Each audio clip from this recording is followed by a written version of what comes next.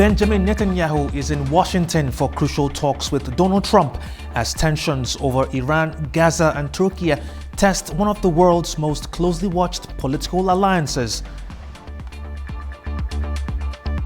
Allies in public, divided in private.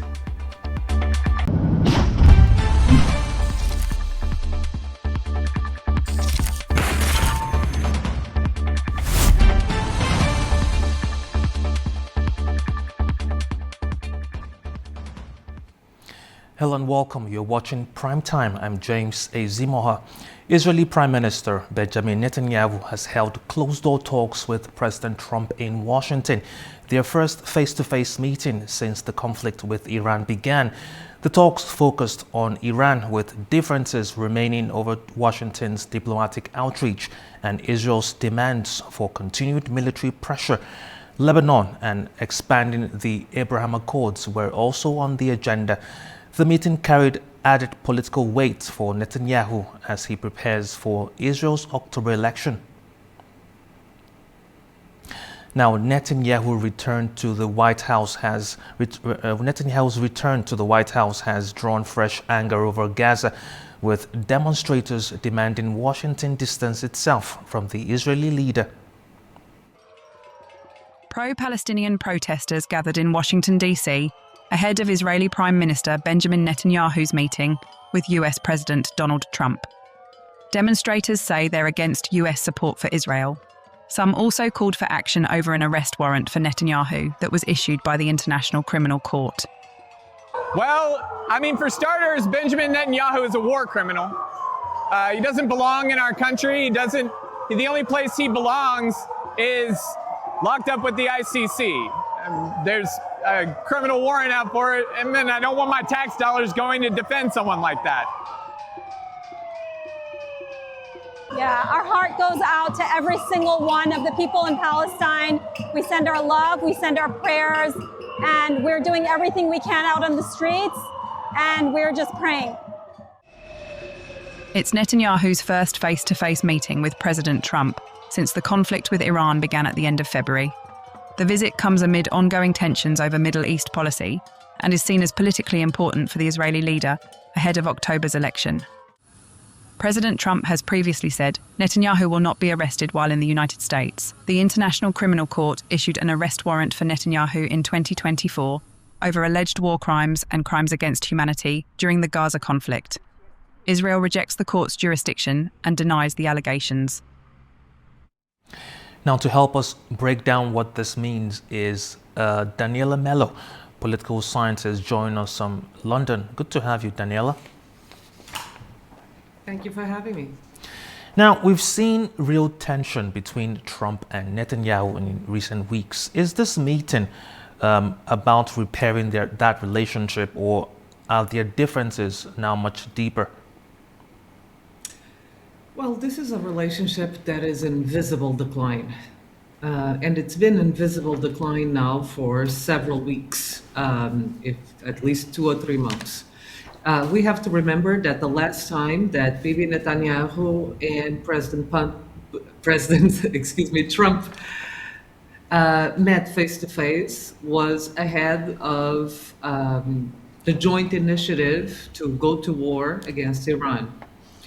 That meeting, and this has been widely publicized, was a meeting in which Bibi Netanyahu and his closest advisors tried to persuade President Trump and his closer advisors that this was the moment to strike against Iran and to have a historic victory that might bring down 47 years of theocracy in Iran. President Trump, if we are to believe his own words, saw this conflict early on as a conflict that would be quick, swift, and that would likely resolve a situation of balance of power between Iran and Israel in the Middle East. It did not go that way. We all know it did not go that way. Instead, what we have now is a war that is protracted, a conflict that has stalemated, a conflict that has no clear exit strategy for the United States. So when I say that the relationship is in visible decline, that decline starts the moment that President Trump realizes that this situation is not a situation that is favorable to him politically, or that it's favorable for the United States and its broader interests internationally, not just in the region. We have several indications of how the relationship has eroded. For instance, once there were daily calls between Bibi Netanyahu and Donald Trump. This is through February, even into March. Now the reports are that any contacts that the president has with Bibi Netanyahu are actually coming indirectly through Secretary of State Marco Rubio. There are also some reports in the United States that Bibi Netanyahu actually had a hard time scheduling this meeting. He wanted this meeting to have happened last week. The White House refused. And even so, the meeting is happening not in front of journalists, but it's happening behind closed doors, which in itself is also denying Bibi Netanyahu a photo op that he could use in his upcoming campaign for the election that is approaching in Israel in October. So on that note, Trump has also not formally endorsed Bibi as a candidate. So diplomatically speaking, there's clearly a shift in the relationship. There's a shift in the amount of trust. There's an asymmetry in the relationship that has been borne completely bare by the different strategies that these two allies had towards Iran and continue to have towards Iran. So I am skeptical that Bibi will be able to patch these issues with this one meeting. Now, speaking about shifts in relationship, Trump appears ready to talk while Netanyahu wants to keep the pressure on. Can they agree on what comes next? They are in two different strategic dilemmas. The strategic interests of the United States are now different from the ones that Bibi Netanyahu has for Israel. Bibi Netanyahu has not achieved his goals in the Israeli conflict. Quite the contrary, Israel retains the enriched uranium that is underground. It's true that it's not easily accessible, but it's still there. The Iranian regime has not been defeated. In fact, most of the moderates that could have led the transition to a different regime or could have helped lead negotiations with Israel and the United States are now gone. And in fact, Israel has now been completely or nearly completely sidelined by the United States in the negotiations with Iran.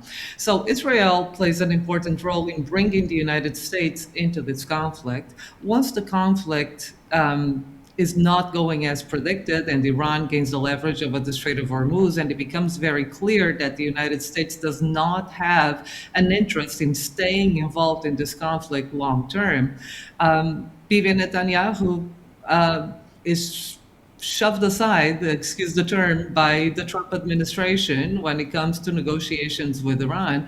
But it's very clear that Iran has, in fact, by many analysts, and I share this opinion, Iran has become a bigger threat to Israel now than it was at the beginning of the conflict. Even a weaker Iran.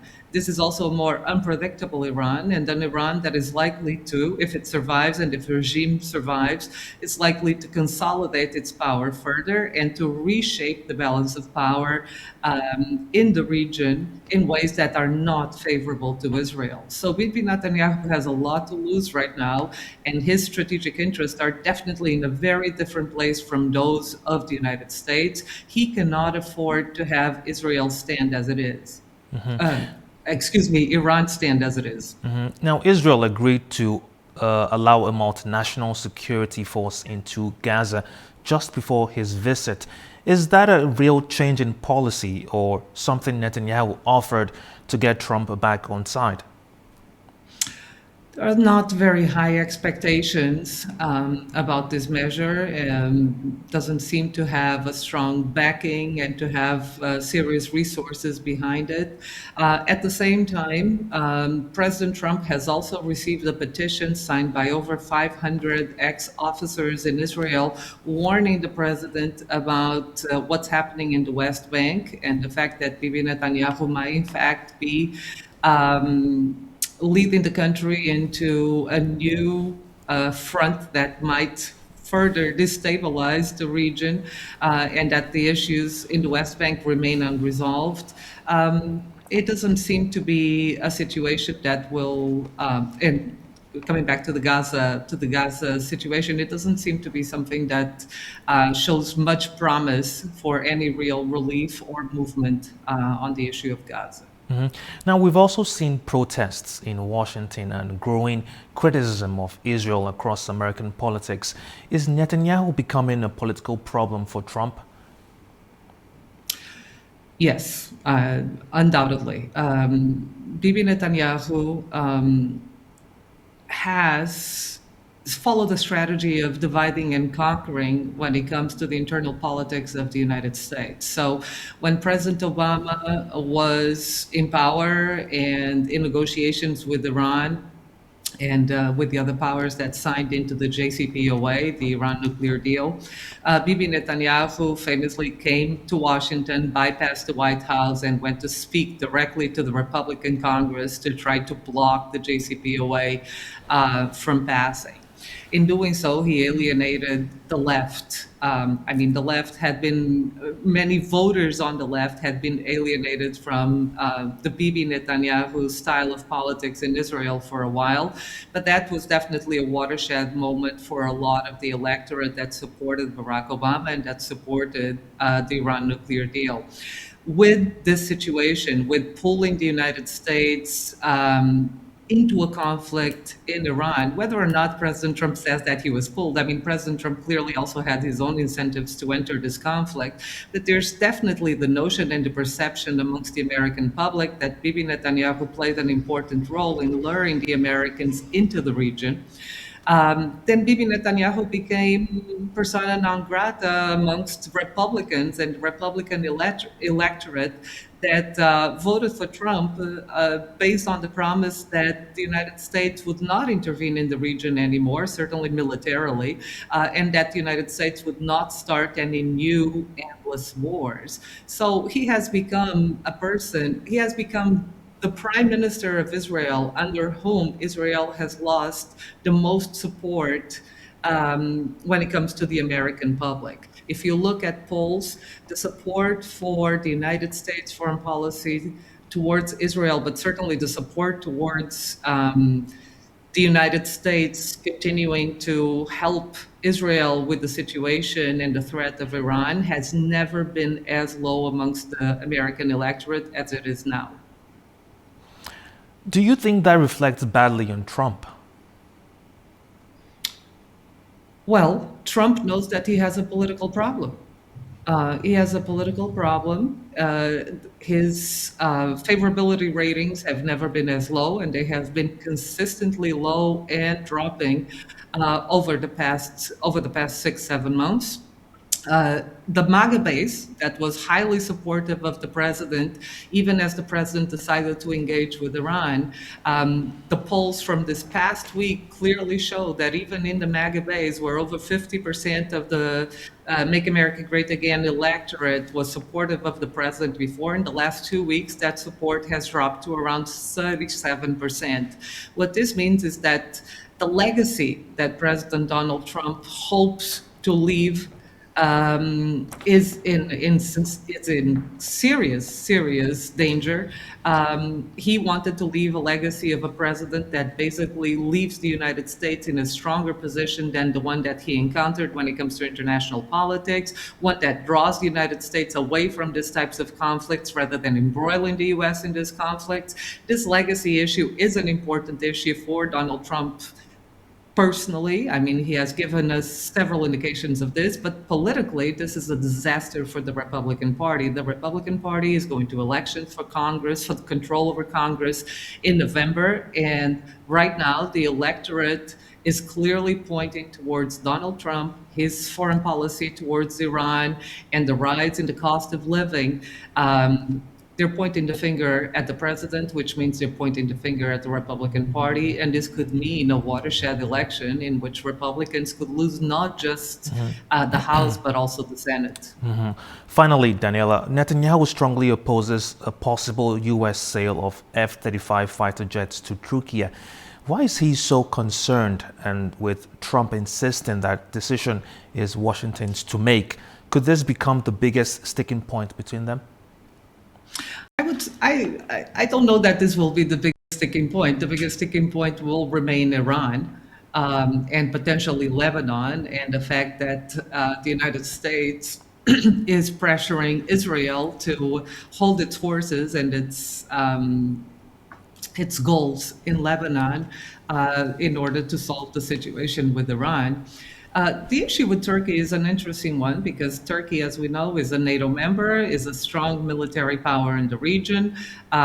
It is informally building an alliance with the Saudis, potentially with the Egyptians. There's lots of rumors about an informal coalition of the that would deter the growing power of Iran, but also the expansionist ambitions of Israel in the region. What we're basically seeing is a reordering already, a pre-reordering of the balance of power in the region. And that balance of power includes Turkey. It includes the Saudis. It includes them basically safeguarding themselves against the expansionists' goals of the Israeli government under Bibi Netanyahu. So basically, this is a check on the power of Bibi Netanyahu. But the fact that the American president refuses to listen to Bibi Netanyahu's concerns over the sale of the F-35 comes back to my first point of our interview today, that this is a relationship that is visibly in decline. Doesn't mean that the alliance between the United States and Israel is over, but the personal relationship and the personal trust between Bibi Netanyahu and Trump has been severely shaken, and we're seeing the after effects of that in the region and in the support that the United States is throwing to countries like Turkey. That was Daniela Mello, political scientist, joining us from London. Thank you for your time, man. Thank you. All right, we've just heard from Daniela Mello there about the F-35s. After the break, we'll dive more into this topic with another guest. Stay with us.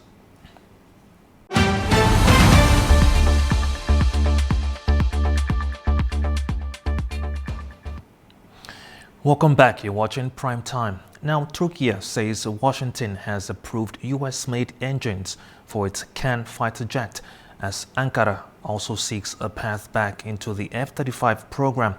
Adam Moro has this report from Istanbul. Turkey says the United States has approved the export of General Electric F-110 engines for serial production of its domestically produced Kan fifth-generation fighter jet. If confirmed, the move could mark a significant step in improving defense ties between the two NATO allies.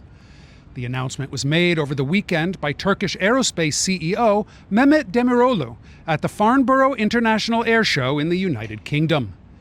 Demirolu said Washington had cleared the export of the US-made engines following a review process, removing a key obstacle that had clouded the future of Turkey's flagship combat aircraft program. U.S. authorities, however, have yet to verify the approval, and neither the State Department nor the Pentagon has issued an official statement. But if confirmed, the decision would be one of the clearest signs yet that defense cooperation between Washington and Ankara is beginning to thaw after years of friction. Relations deteriorated in 2019 when Turkey purchased the Russian-made S-400 air defense system, despite repeated objections from the United States. Washington responded by imposing sanctions on Turkey's defense procurement agency and expelling Ankara from a U.S.-led multinational F-35 fighter jet program. U.S. officials argue that operating the S-400 alongside the F-35 could compromise the aircraft's sensitive technology. Although the sanctions remain in place, bilateral defense ties have shown signs of improvement in recent months. Washington has approved the sale of F-16 fighter jets to Turkey, while President Donald Trump has signaled his willingness to readmit Turkey to the F-35 program if outstanding issues involving the S-400 are resolved. If confirmed by Washington, the reported engine approval would mark another milestone in what appears to be a slow but steady reset of U.S.-Turkey defense ties. This is Adam Morrow for A News in Istanbul, Turkey. Now joining me is Bekir İlhan, a political analyst working with the Turkey Research Foundation based in Ankara. Good to have you, sir. Thank you. Now let's start with Cannes itself. How big a deal is Washington's decision to allow Turkey to buy these American engines? Yeah, I would say that it's a big deal, but it shouldn't be that way under normal circumstances, I would say, because Turkey and the United States are allies, and such a transaction between two allies and between two long-standing allies, shouldn't be a big deal, like I said, under normal conditions. But Turkish-American relations, has deteriorated in recent years, especially under Obama administration and Biden administration. And for now, I would say yes, it's a big deal. It's a big development, and both technically and politically, I would say. Technically speaking, yes, accessing such American engines, will be an important and major development for Turkey's Kaan program. And Turkey's Kaan fighter jets, is going to be a fifth generation fighter jet, and it's a very important, it's going to be a very important, military asset for Turkey, and it's still under development. Turkey is still developing Kaan, aircrafts, but up until the Turkey domestically produced engines, arrives, the Kaan needs foreign engines, and the American engines, F-10, F-110 engines, will be a major development for Kaan itself. And for sure, depending on foreign supplies, create some risk for Kaan program. But at the end of the day, you gotta be developing your domestically produced fighter jets, and Turkey has long been investing its domestic defense industry, and I would say Kaan is a major project. And like I said, technically speaking, accessing American engines, is a major development for Kaan for short term. And politically, I would say, of course, it's in the case that the relationship between Turkey and the United States, under Trump administration, I would say, at least, become much more pragmatically oriented, I would say, because as I said, during the Obama administration and Biden administration, the relationship between the two countries, were not that good, I would say. But, Trump, represents another kind of, strategy towards Turkey. Trump has a much more, pragmatic approach towards Turkey. And I would say right now, with this decision, I would say Trump administration, clearly signals that, it's prepared to at least compartmentalize relationship between compartmentalize the relations, with Turkey.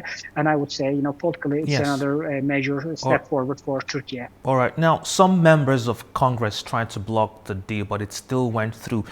Does that tell us attitudes towards Turkey are starting to change in Washington? Yeah, I would ask a counter question, which Washington? Of course, in terms of Congress, I would say, of course, we can talk about a gradual change, I would say, if not a complete or fundamental change, I would say. There is a gradual change towards Turkey following the political will, I would say. And for White House, I would say, as I've been just saying, that, Trump administration has a different approach towards Turkey, and it's much more compartmentalized and a much more pragmatic approach, I would say. And like I said, regarding Congress, I would say the Congress remains divided over Turkey. Some parts of Congress, still, raises some concerns, regarding Turkey. But on the other hand, some other parts of Congress, some other wings of Congress, has a, I would say, much more pragmatic approach towards Turkey, because they at least they have come to the conclusion that United States, needs Turkey, because, regarding the instability in Middle East, regarding the war in Ukraine, and regarding the, uncertainties, in the future, I would say the United States, needs Turkey. And at the end of the day, Turkey has long been, a big and powerful ally, for the United States. And I would say both Turkey and United States has their own interest, and Turkey respects American interest. America should respect Turkey's interest on equal terms, I would say. All right. And some parts of Congress, I would say, should learn this way, I would say. All right. Now, Cannes will rely on American engines until Turkey can produce its own. Does that give Washington too much influence over the program?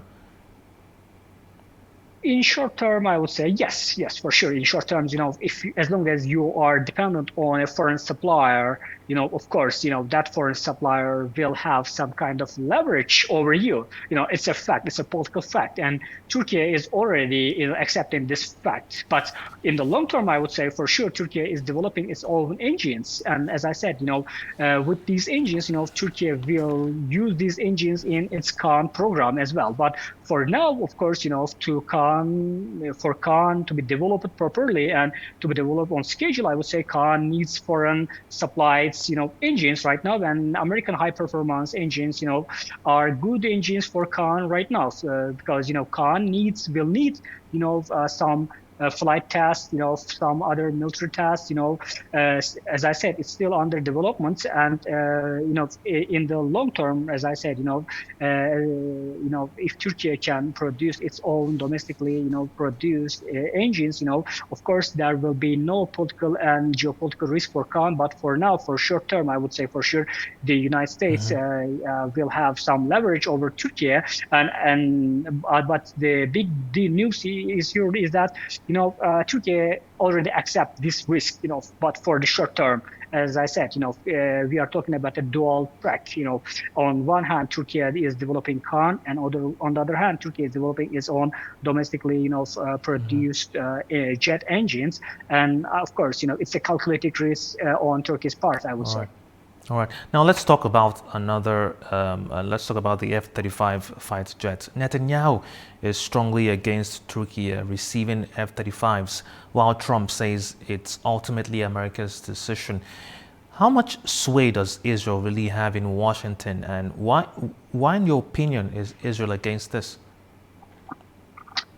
Yeah, I would say, for sure, Israel has a degree of influence over Washington, D.C., I would say. Of course, Israel cannot totally, shape American foreign policy. At the end of the day, I think that the decision is up for Trump. I would say for sure. It's going to be it's going to be Trump's decision for sure. But of course, Israel will try to impede or will try to, create obstacle for Turkey, because of course Israel is strongly against Turkey to have F-35s, and Turkey is removed from the program. And right now, Trump administration signals that Turkey can be readmitted to the program. And the long term, for sure, admitting, getting F-35s will be an important, incident for Turkey. But at the end of the day, as I said, F-35s, yes, are important, weapon systems, but they are not magic weapons, I would say. Of course, Turkey will have another military options, and Turkey will have its own, fifth generation fighter jet Khan.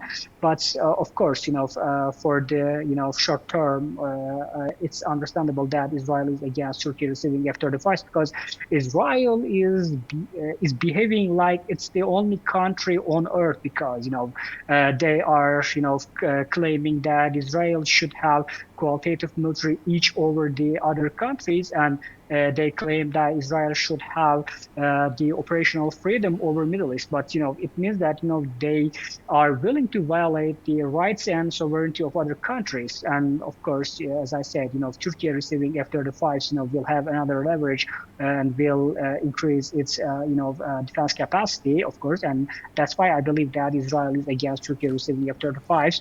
But I would say at the end of the day, it's going to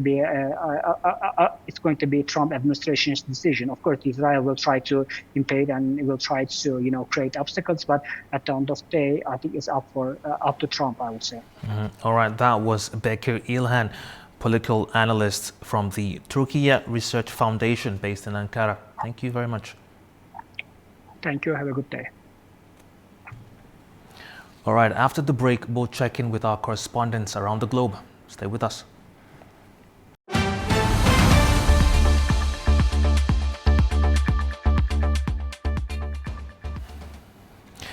Welcome back. You're watching Prime Time. Now, President Trump has met with Volodymyr Zelensky in Washington to discuss the war in Ukraine and Patriot missiles. Mr. Zelensky visited Washington as both men grapple with domestic problems. A-News' James Goddison has more.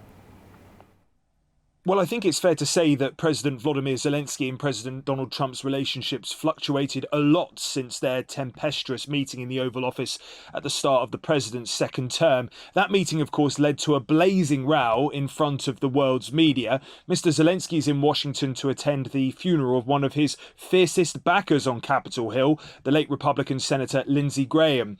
Now, the meeting with President Trump was a closed-door affair, no questions, and he arrived through the side entrance to the White House, but all smiles in the photos Mr. Zelensky posted on social media afterwards, saying that they'd had a good meeting. He said that they spoke about Patriot interceptor licenses. That's a key request from the Ukrainian president, who's seen Russian ballistic missiles rain down across his country since the war began. He also spoke about reinvigorating peace talks. What's interesting about this is that Donald Trump dropped a real peace push earlier this year as the Iran conflict took a prominent role. However, Iran talks are, of course, stalling. So could Mr. Trump pivot back to trying to secure a ceasefire in Ukraine in order to get that elusive diplomatic win, which he likely wants prior to the midterms in November?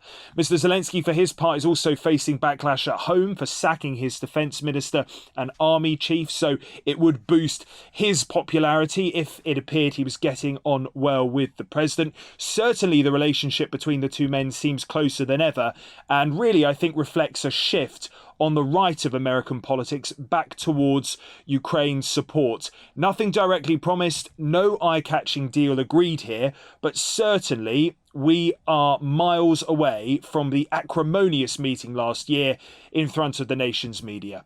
James Goodison for A-News in Washington, D.C. Now, tensions between Tehran and Kyiv are escalating after a deadly drone strike on an Iranian commercial vessel in Russian waters. Turaj Shivalilu has more. Iran's ambassador to Russia, Kazem Jalali, has strongly condemned a recent Ukrainian drone hitting an Iranian vessel in the Caspian Sea at the weekend as a criminal act. He says the ship was totally commercial, carrying no military cargo. Speaking to state IRNA news agency in Moscow on Monday, the envoy said it was justified to expect that Russia will retaliate because it happened when the merchant ship was in Russia's territorial waters.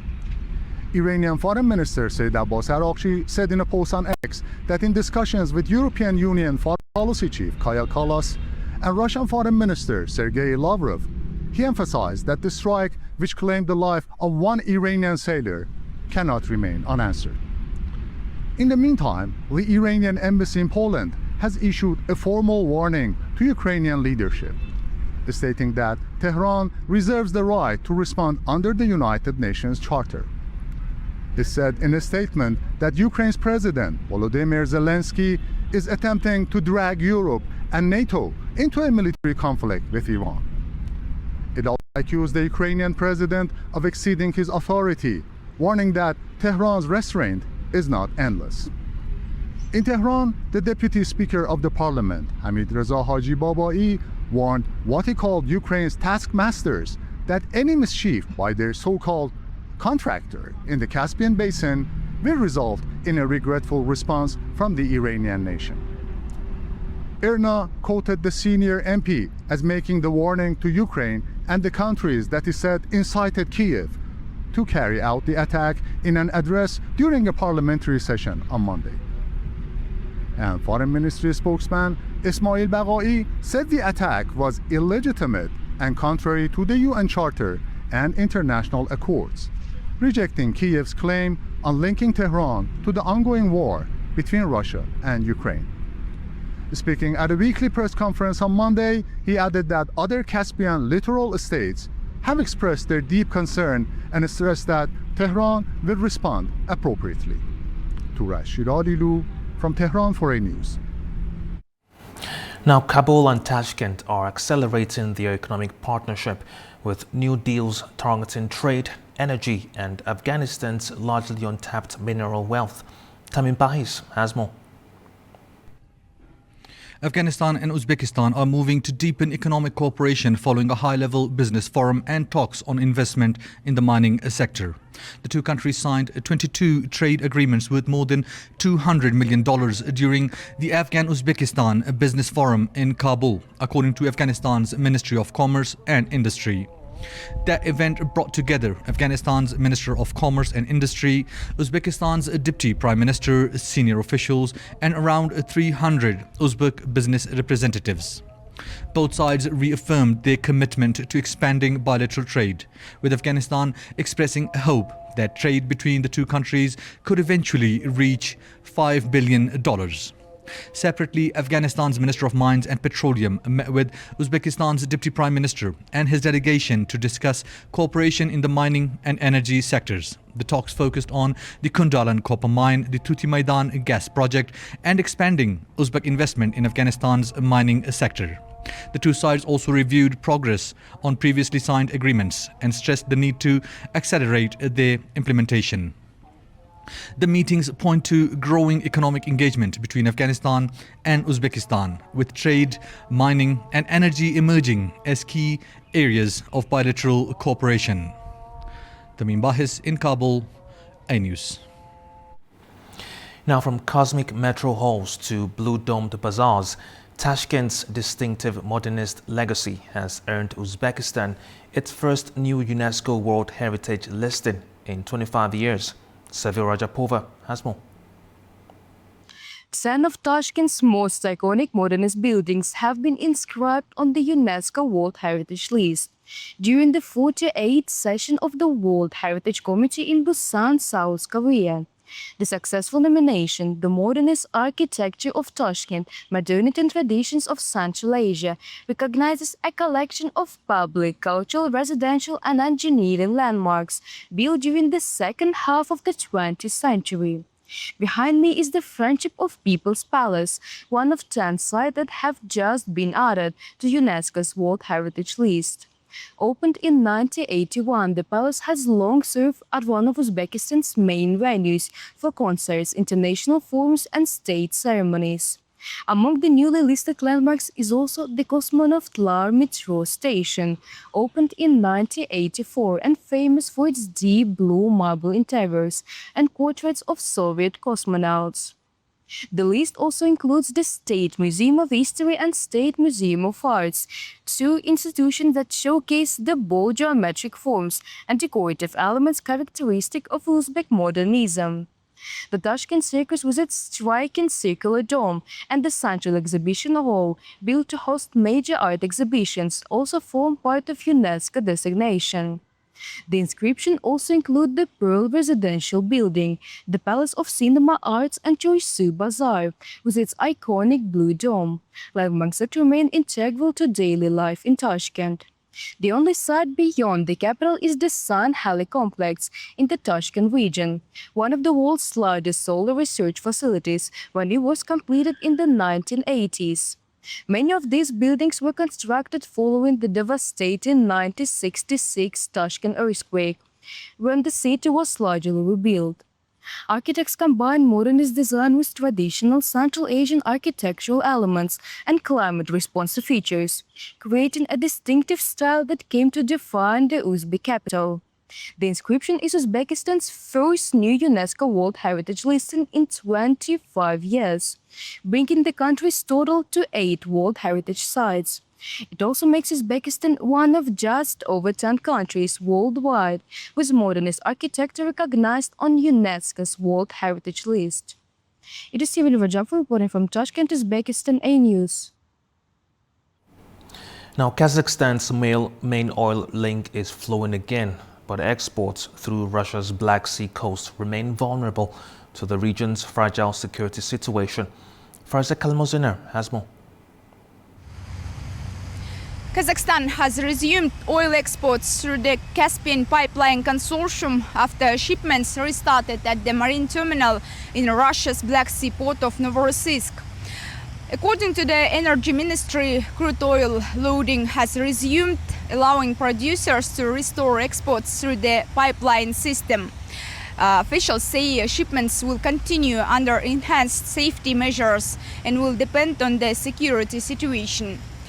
The terminal was shut down last week. The ministry said the suspension was necessary to ensure the safety of vessels, their crews and the environment in the Black Sea. As a result, the oil producers temporarily cut output. And according to Reuters, Kazakhstan's daily production of crude oil and gas condensate fell by more than half to around 1 million barrels a day, compared with an average of 2.16 million barrels in June.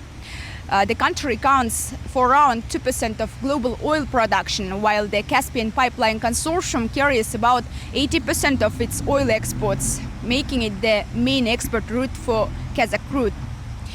And following this disruption, the Foreign Ministry said any actions that undermine international trade, global energy markets or supply chains are unacceptable.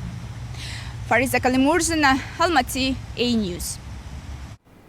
Now, Beijing and Bratislava are looking beyond traditional trade and targeting closer cooperation in artificial intelligence, clean energy and investment, despite wider tensions between China and the European Union.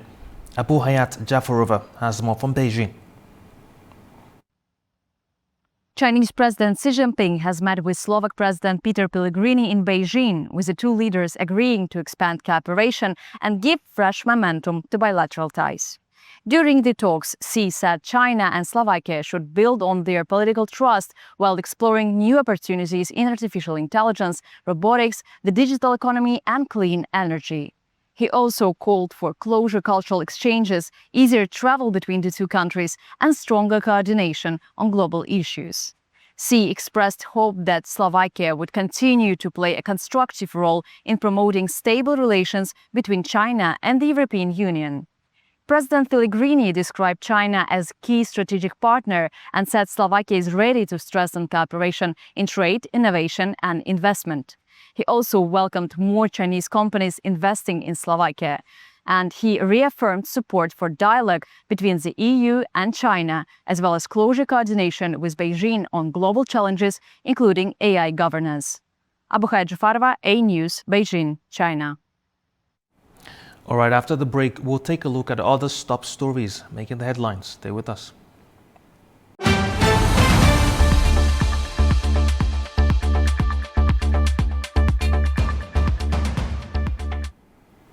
Welcome back. You're watching Primetime. Now, calls for independence referendums are intensifying across France's overseas territories as campaigners defend Azerbaijan-backed decolonization efforts and demand United Nations intervention.